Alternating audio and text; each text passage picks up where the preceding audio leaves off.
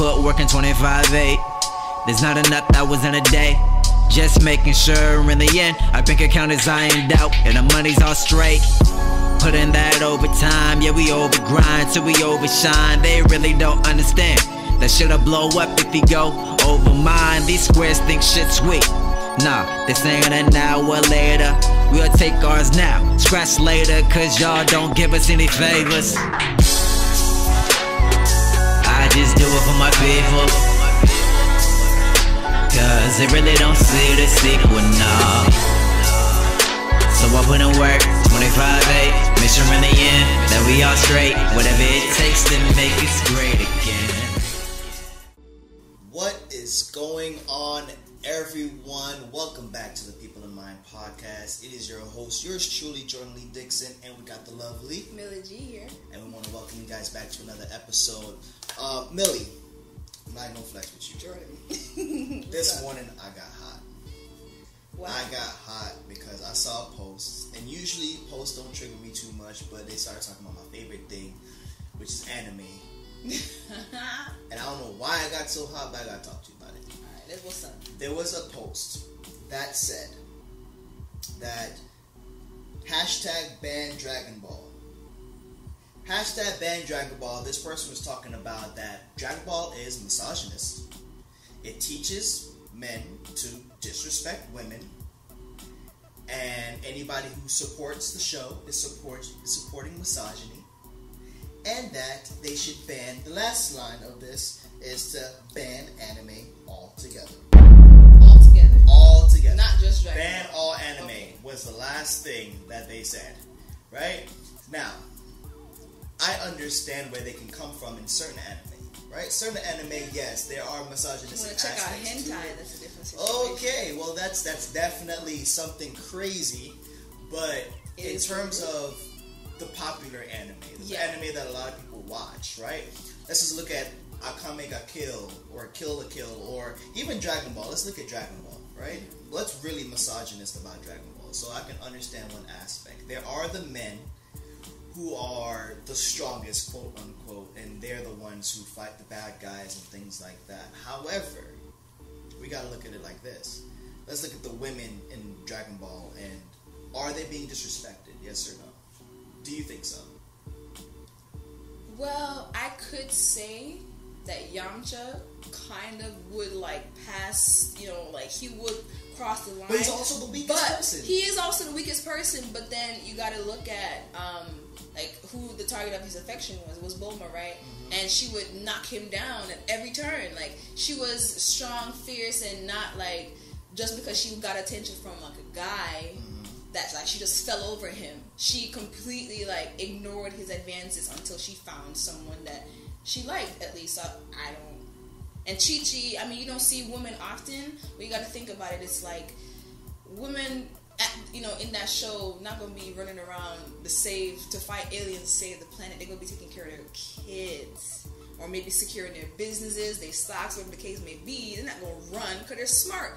They're not going to run to danger. Goku, as strong as he is, the only person the only person he fears is his wife. Chi-Chi will smack him up the head. Goku, you're going to be studying. There is no ifs, ands, buts, or maybes about it. So, and even if you look at Bulma, right? Yeah. Bulma is, regardless of male or female, she is the most intelligent person on that planet, right? And she's the richest. And runs the business with her dad. Took it over, right? She's brought it to a different level. Everybody goes to Bulma for help. So if anything, if anybody really runs that show and really takes over that show, it's the women. Right. The women are the most important aspect. Because they're not even really for how much screen time they have in comparison to other people. On the show Vegeta, Trunks, all of that, when they come on, they make their mark. Exactly. And that's pretty much it. It's really weird to say because it's a reach, in my opinion, to say that Dragon Ball specifically, if you're gonna say anime is what it is, just say that because then that's something, and they could target something specifically, like I did with hentai. But that's porn specifically. How politically correct do you expect porn to be? I don't know, and maybe that's probably what she was referring to. I'm not sure why she chose Dragon Ball because it's a personal favorite of mine.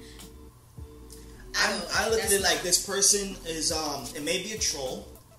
This person probably doesn't know what they're talking about, and they're really just trying to start a fight with something. And I get it, because hey, I bought into it. There's people that are borderline. They're literally like they're line crossers, like the professional line crossers. So they will say things just to tag on what people are saying and run with it just to get people to interact with them. Diving into that rage culture. Yeah, exactly. So maybe that's what that person was trying to do, or maybe they genuinely didn't know better, or don't even understand what misogyny means. I fell for it, bro. If she wanted to say, if she wanted to say that it was a patriarchal device, I can see how she could say that. But to say that specifically Dragon Ball is misogynistic, that's a no for me, dog. No. We're gonna have to have a conversation about that, because you know, even when you go into banning anime in general, you look at Naruto. There's so many strong. Well, what's her name? Sakura or something. She was weak sauce, but everybody else, all the other girls I've seen. Like, what's her name? What's her name? The girl with the eyes. Lady Tsunade. No, not her. The one Naruto got with. Hinata. Yeah. She is badass. What? And she was so quiet and meek, and that's why it's like, you know, meek women aren't weak women. No. So even her looking that way, it's misogynistic for you as a woman to think that because she's quiet that she is meek. You know, and it kind of like turns into, what are you thinking about women like yourself? Like, not even just what men are, but like, what are women thinking about themselves? Because that's misogynistic too. And I can also point you in the direction of plenty of other anime in which the women are the main cast, right? Look at Akame ga Kill, right? Akame ga Kill, the strongest characters in that show are the women, and they are badass. Well, I don't watch anime that much, so you would have to tell me. I can throw names at you where it's like, I know that you don't know what you're talking about in terms of banning anime in general, because there are so many other points that proves to be the opposite of what you're talking about. Exactly. And you can say that about a lot of things actually, but I feel like especially nowadays with how, I don't want to say sensitive, because that has nowadays like a negative connotation, and I don't necessarily want to put that on. Like, you know, people say you're sensitive, I mean, it sounds like you cry a lot, when really you just absorb more like into you. That's really all that means. So if you react to it, then you're emotional, not sensitive. But in being sensitive in this like day and age, because we are taking in a lot, there's a lot going on now where it's like a wound that's been opening up. You know, it's like a flesh wound, and then like when the smallest thing happens, like you drop a tin of salt in a wound, it burns like hell, sometimes more than the actual like wound itself. So even like segueing into the whole R-Kelly situation, we can definitely go more into that, but everyone's talking about, oh well, y'all persecuting R-Kelly because of and black men. Yes, but guess what? In the time when people are angry about everything, they're gonna pick anything to hop onto and be upset about. So it could be as simple as this young person, whoever, man, woman, I don't know. It was a woman. Yeah, it looked like it was really. It's kind of ironic now that you said that it's a woman, because sometimes trolls take on the form of. Oh yeah, so I can't even know. So you can't know those things, but at the same time, the conversation that's being had, it's like, it's good. It's when I say it's good, it's productive, because now we can segue into the whole R-Kelly situation. Do you think people are overreacting? No. On like not just the sheer scale of like his freaking destruction, like all that his path, but literally because of his celebrity. Do you think people are over exaggerating like the impact of this? No, I don't think so, because every instance like this needs to be exaggerated, because we do need to protect our women, especially we need to protect our black women. And with R. Kelly, I hear the counter argument for him. I hear it and I understand it. I don't agree with it. The counter argument is this, is that R. Kelly, because of what he's gone through in his earlier years, he has some sort of trauma which now has produced this person who goes around doing all these taboo-like things, and you know, he's a product of that, and I get it, right? However, I have to look at it like this. First of all, this has been going on for the majority of your career, I don't even know your life, but the majority of your career, right? You've been making a lot of money, you've been around a lot of people, so you've been exposed to a lot of things. I cannot excuse your actions on that aspect alone based on your exposure, because I know you've been, somebody somewhere have told you, bro, this is a sickness, you need to find help. One thing. Next thing, you're 50. You're 50. Right? If you don't know yourself by now. You've been in this industry since the late 80s, my nigga. Like, bro, I can also not excuse your actions because of your age. This has been going on for years. Decades. You have had opportunities to take a step back and say, maybe I might want to change this. Or just stop. You understand what I'm saying? Yeah. Till this day. So, although the Lifetime documentary, they're going to cut and paste a lot of things to make us feel the rage. However, the fact that there has to be evidence against you to begin with is a problem, right? Mm-hmm. So, what are you going to do? People say it was not his fault. I can say it's 99% his fault. Because the 1% now, at your 50-year-old age, would be the trauma that you've experienced as a child. And I get it. And I am very apologetic to the people because we have to stop touching black boys. Just like we have to stop touching black girls. Don't touch nobody. Stop touching people. Stop touching these kids. Really. Because at some point, as I'm sure, even now that I'm going through my own aging process, it's just like, there's some point when your demons come out and you have to ask yourself, like, dang, I cannot live with this. Like, I'm okay with this. I'm okay with how things are. Or you realize that there's something for you to ignore. You know what I'm saying? You can't just ignore something and not know exactly what it is, because it might come up and smack you in the face, as I'm sure it may have done for him when he was younger. But now, especially that not only did you go through it, but your brother went through it as well. And you still are close with your brother, you're cool with your brother, so I'm sure, like, you guys are each other's constant reminders of what happened to you. So you know what I'm saying? You know the impact it can have on people. And the excuse, it's not even like, as being a psychology major, you understand that people that go through trauma of any kind, whether it be domestic abuse and so on and so forth, they tend to either become abused again or become the abuser, because in this case it's a flip of power. It's like, okay, well, I was subjugated, I was hurt, and I was weak, I'm gonna be strong. But the way that they choose to be strong is to exercise that power over other people, hence this situation. And while I may understand that, like, that case, like, yes, he was, like, from a child and so on and so forth, he's still accountable for his actions. Whatever the reasons, maybe whatever justified, however you can say X plus Y equals Z, plaintively, he's still accountable for his actions. No matter what, whatever they said he did that shit. Like, there's no, like, you can't say, oh, someone else that just happens to look like Robert Kelly. No, bro, we know it's you. People have seen you lurking around schools. People, you know what I'm saying? Like, even the whole Aaliyah situation, I didn't like how they drug her name through the mud, because then again, she was a child, failed by her parents and her peers, so she can't be blamed. But you mean to tell me that even people knowing that, you know Aaliyah that much younger, and you still turn a blind eye, and we don't even want to talk about Diddy and Tevin Campbell. Oh gosh. And we don't want to talk about Raz B and Chris Stokes. This has been going on for decades. Has been going on for all the time. And the worst part about it is, for me personally, it's not that R-Kelly did these things. Because he could have done it. People do this stuff every day. People's uncles out here doing crazy stuff. It's that it took getting on Lifetime. White America. It's what it took getting on, because when Tevin Campbell spoke, however homophobic they were towards him, they listened. But it took Lifetime and a lifetime of charges behind this man, but Lifetime putting it out there for Georgia, the state of Georgia, Fulton County, to press charges. You know what that tells me as a woman that has been through sexual assault? That they didn't believe them. It took that much for them to believe these women, like, oh, 15 different women minimum come with the same story.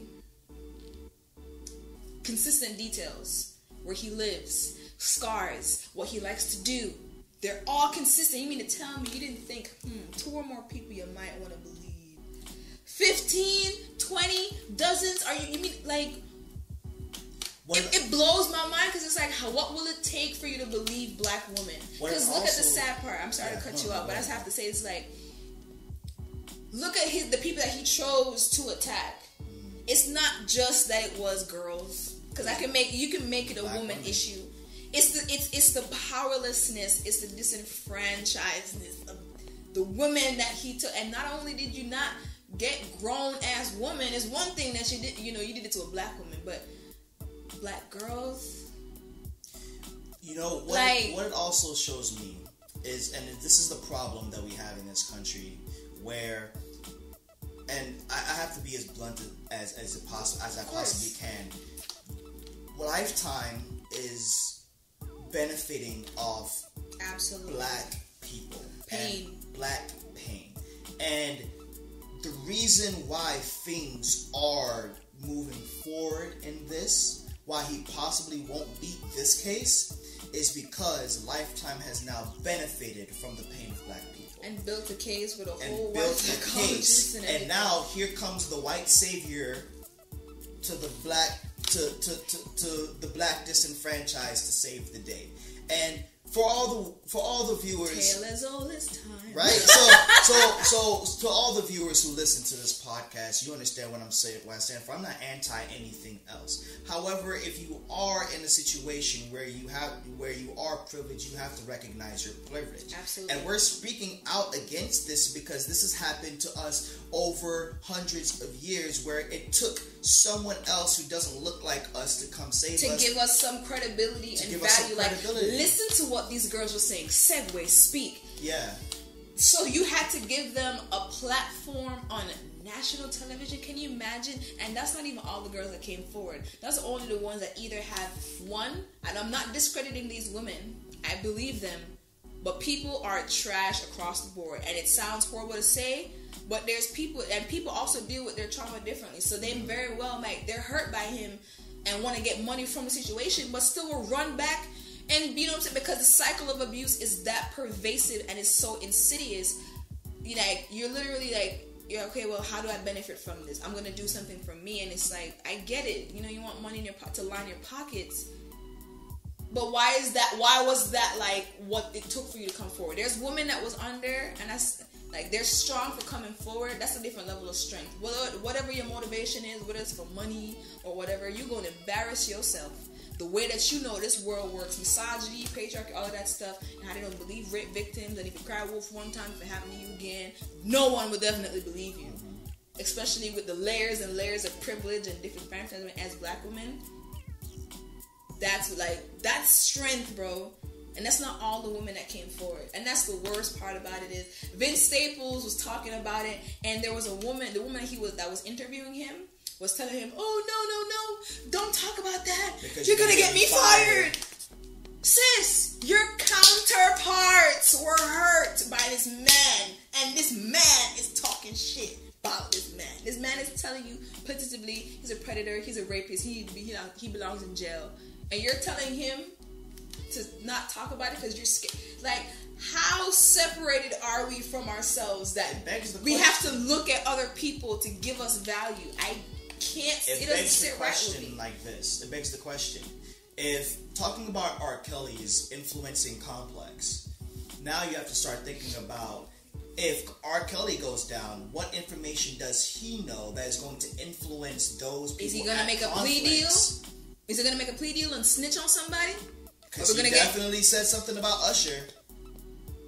Same girl. Oh, same girl. She was a love of my life. I really like that song, and I swear it's like. And also, I want to ask a question though. Do you think it's important or even possible to separate the person from their art? I definitely think it's possible. I think it's important. However, there are certain things you can't live with. Yeah. Right. Let's look at Chris Brown, because people like to throw Chris Brown into the mix as well. Yes, Chris Brown abused Rihanna and beat her up. However, Rihanna has also stated that this wasn't just a one-sided thing. Mm-hmm. We both were toxic to each other. You understand what I'm saying? Who ended up in the hospital? Rihanna is definitely going to end up in the hospital because Chris Brown is a man, right? Physically, we're going to be stronger than you. You understand? And you didn't want to stop after you didn't hit want. her Yeah, the first that's what I'm saying. time. Like Chris Brown recognized, bro, he had a problem. Also, Chris Brown paid his time. Yeah, he did his. He did his time. He was very apologetic. Tanked, lost millions of dollars in endorsements. His name will forever be tied to that, and he's not denying any of it. He's just moving forward, moving past all of that, right? We'll look at Kevin Hart, right? Kevin Hart and his mishaps, right? Let's not say they're mishaps. Well, Kevin Hart and his issues. He has issues. He's fucked up in the past, right? However, he did his time. Paid his money, apologized. A lot of times, it's like let's move forward past this. He's not discrediting anybody. Chris Brown is not discrediting anybody who says, "Bro, you beat up Rihanna." Yes, we have videos. I paid my time. Yeah, I have a daughter now. But look at the difference between that situation is the accountability and them taking responsibility for their actions. And so that's in that way, I don't mind when people tell me like, yes, Chris Brown was whatever, like was an abuser, especially with the whole Karuchi situation. It's the repetitive behavior, probably why people just won't like let him really live it down. Because it's not like you just hit Rihanna like, okay, you did that, and then you got back with her, then you left, and then you went to Karuchi, and you was hoeing around with Rihanna's friend, got her pregnant, and it was and restraining order. Like it was just the repetitiveness of that behavior. So are you really learning? Is why people probably are like Chris Brown, whatever. But he's still a talented guy. But in that respect, I won't separate him from his art because his character still stands out. Because he took responsibility, he did what he needed to do, he did his time, and so on and so forth. So with Kevin Hart, I understand why they asked him to apologize, but he had already done that several times. Exactly. So who is he apologizing to, and what is he apologizing for? Because he paid his dues and he moved forward. He learned from the situation, and he refuses to apologize. He refuses because he's like, you can only hold somebody to their past, like beholden to their past for so long. Granted, it depends on what they've done. Calling someone a faggot, my bad. For however it may hurt you. Being hurt because you're a black woman, a faggot, or whatever, it's a different type of scarring. Because not only you have these emotional and mental scars, but you have the physical scars to boot, to show for it. So it's different. So it's like, okay, well, here you have him calling saying he don't want his son to be homosexual, but you got this man. R-Kelly is actually, there's rumors that he's bisexual, and he has a boyfriend that's been helping him do these things to these girls, having these girls dress up in male clothes and, like use butt plugs on, and it's just like, how much more convoluted does this get? Those are rumors, and they're rumors, but I mean, not even the whole boyfriend part, because we know he's a freak. So besides the boyfriend part, we know he's capable of doing some things. He done sang about it. He done showed us all week. He peed on somebody. Like, we know, we have evidence of, how far he'll go. But he doesn't retract any of it. And that's why I can't separate him from his music. Exactly. Because that's now my point. I have to not listen to R. Kelly because now I'm putting money in this person's pocket and they're continuously harming people. And I listen to a Chris Brown song. It's okay, that's cool, but especially with that R. Kelly, like if I sing the song in my head, that's different because of course it's still a song, it's an art. But I'm not gonna go on streaming services and pay for his music. I'm not gonna I'm not gonna go to a concert. I'm not gonna talk about him. I'm not gonna use his name on social media because all you're doing is generating. Because any type of attention is attention nonetheless, and it's good in this day and age. So, and there was actually this video of him saying that he was trying to make some money. And that now he finessed us by all this publicizing because now people are being divided like, oh, it's R. Kelly and separate, like the Boondocks thing. People still get lit off R. Kelly. Just like that. You pay a bump and grind. Happy people, like it's beautiful music. We can't deny that. But are you gonna put money in this man's pocket to keep giving him the power to do these things to these people? Is he gonna stop? Lock him up in jail, and take away the royalties from his music. and give it like, to those people who give he's it harmed. if I'm Reparations. reparations. If I'm going to listen to R. Kelly now, other people have to benefit from it. Yeah. And because like now, honestly, I have to think about who he's singing about in these songs. Because now I'm thinking about all these underage girls. You don't see anything wrong with the bumping ground? Okay, are you trying to cajole somebody into doing this with you? Or are you just saying, hey, my I mind like is telling sex? me no, but my body's telling me yes. Come like, on, bro. No. Like you have to have some sort of discretion. I'm thinking about now. You're singing about all these. You're creating content. You're creating money from the pain of others, and it's like, okay, now if I'm gonna listen to R. Kelly, other people are gonna have to benefit. Let's take the royalties away from his bank account and let's start putting it into the people who he's harmed, or let's create some sort of foundation which people that he's harmed are going to. If you listen to R. Kelly, every dollar, every cent that gets generated from listening to an R. Kelly song is going to go to a foundation. It's going to help people, help women who have been harmed or have gone through domestic. Right now. What's up? I remember our first talk, we were talking about being idealistic. And while I believe wholeheartedly in what you're saying, if R. Kelly go down, R. Kelly not going down by himself. You're right. And if R. Kelly going down with other people, you're going to realize that the industry itself is disgusting. It is homophobic. It is just toxic. It's just absolutely toxic. So now it brings into the segue of literally just like, what are we going to do with all these other people that they talk about? You know what I'm saying? Like, and that's one of my fits with the whole R. Kelly situation. Like, okay, you want to talk about R. Kelly? Let's talk about your uncle that touches you under the table. Let's talk about your aunt that comes in your room and watches you shower. Let's talk about those things. Because you want to bring attention, let's go. Clear it all out. Clear it all out. Because if you wanna say, I feel like his celebrity is making it worse. I genuinely do believe that. And I genuinely believe his celebrity is making it worse. So I can see to that extent. People are like, oh, well, it's just because he's a black man trying to go down. But he is not innocent. No.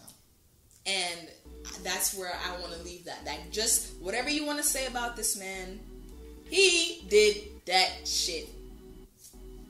And out of respect for this person, I won't mention their name, but there's an individual who I've met, and they're really messed up in the head, and they've made very bad decisions. But because of what happened to them in their childhood, their mother used to sell them to their uncle for some money.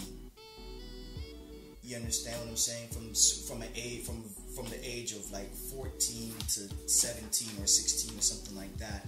And now this person has been so traumatized, they basically can't get their life together. And this is what he's done yes, it was him and his brother, but this is what he's done to dozens, and that's the people that he had closest in his circle. Can you imagine? And for us women, like it's literally a power move. You know what I'm saying? Like someone walking up and grabbing you, looking back, smiling and smirking. You've been violated, and you're wondering what the heck just happened.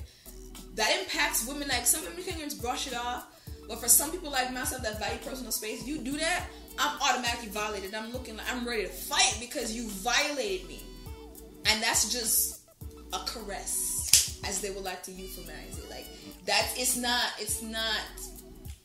He just needs to go, and that's where I really want to just leave that. He just needs to go. I'm just gonna make this ending message. For those of you who have gone through traumatic experiences and you feel fear of coming out and speaking out your truth, I would try to urge you to, in some way, shape, or form, find the help that you need. It doesn't need to be public, but do it for you. Yeah.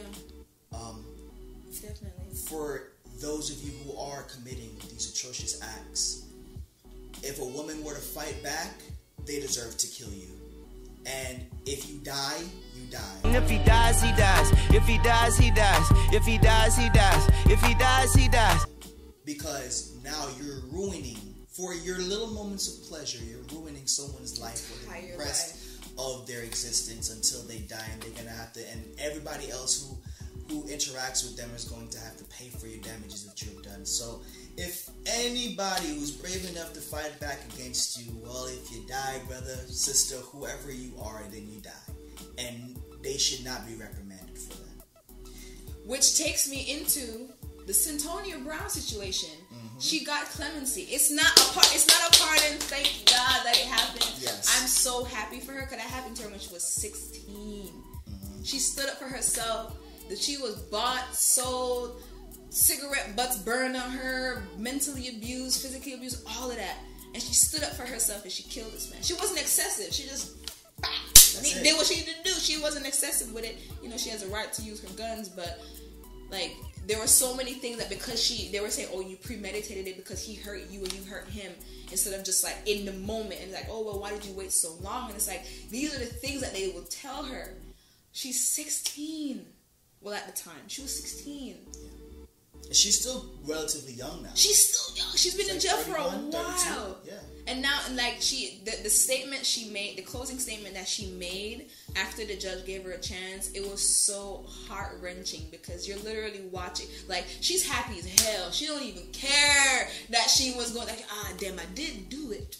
She was like, I did that shit, but this is why I did it. Self-defense. However long it took me to do this. Yeah, you said it was premeditated, but I was trying to get out. However, which way I got to get out, I got out. And I'm so happy for her. I want her to get the full pardon, to be completely vindicated from this because she's part of parole. Clemency, because that's what she's going to be on. She's going to be on parole and I think probation.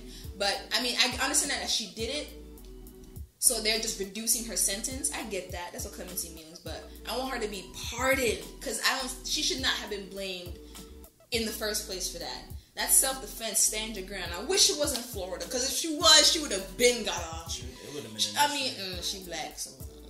Well, we'll see. Yeah. It's like, she black, yeah. But I mean, that's layers. Yeah. We can do that, but for the sake of time, But I just wanted to come out and say that I want to direct really positive energy to her. I want people to think about her and like say her name. Yeah. Because it's really, give her that positive energy because she needs that. She does. Yeah. And we need people to go out now, help her assimilate back into society. Yeah. And she wants to help people. Yeah. And this is one of the flip sides of being a survivor. Like sometimes you don't have to be loud with it.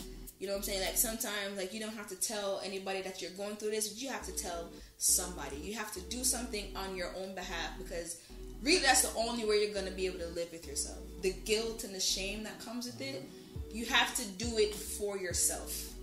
Protect yourself, respect yourself, love yourself enough to do what she did. She said, well, I had to go through this, but she said, by any means necessary, right? So with that in mind, I really just want to close this out at that point to like just bring extra energy. Just to bring extra energy towards her and towards every survivor out there. Exactly. We're thinking of you. You are loved, and it's not your fault. And if you agree with everything that we said on this show, and you want to come on the show, we can rap about it. And if you disagree, we'd love to talk to you. We'd love to come on the show and we can rap about it. Thank you for tuning in to the People in Mind podcast. You can follow me at Unchained Souls with a Z. And Millie. Abnor Millie. Thank y'all so much. All things considered, with the people in mind, y'all take care.